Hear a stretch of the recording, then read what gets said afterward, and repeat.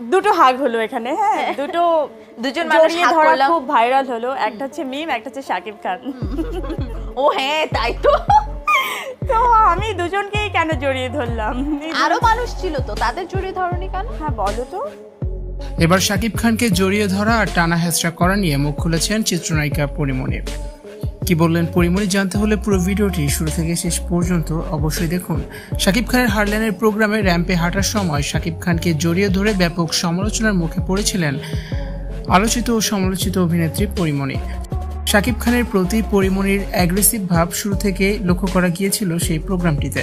শাকিব খানকে যেন টানা হেঁচড়া করতে শুরু করে দিয়েছিলেন পরিমণি। একটু পরপরই শাকিব খানের গায়ের উপর ঢলে পড়তে দেখা গিয়েছিল পরিমণিকে। আর ব্যাক স্টেজে শাকিব খানকে জড়িয়ে ধরেছিলেন পরিমণি, কানে কানেও কথা বলেছেন তিনি। শাকিব খানের সাথে পরিমণির এমন মাত্রাতিরিক্ত অন্তরঙ্গতায় অবাক হয়েছিলেন সকলেই। এবার একটি প্রোগ্রামে শাকিব খানকে জড়িয়ে ধরা নিয়ে পরিমণি বলেন, শাকিব খানকে জড়িয়ে ধরেছি বলে অনেক কথা হচ্ছে, ওই দিন তো আমি আরও অনেকজনকে জড়িয়ে ধরেছি, ভাইরাল হয়েছে শুধু মিম আর শাকিব খানকে জড়িয়ে ধরেছি সেটাই।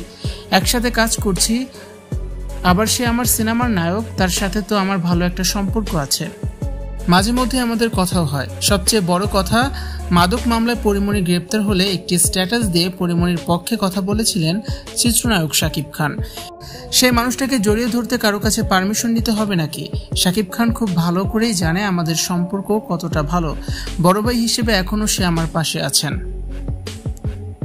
ভালোবাসার শ্রদ্ধাবোধের জায়গা থেকে শাকিব খানকে জড়িয়ে ধরেছিলেন পরিমণি, এমনটাই তিনি জানিয়েছেন।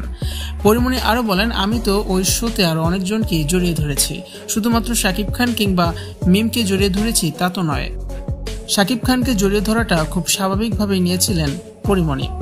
ভিউয়ার্স, এই বিষয়টি নিয়ে আপনাদের কি মতামত কমেন্টস করে অবশ্যই জানিয়ে দিন।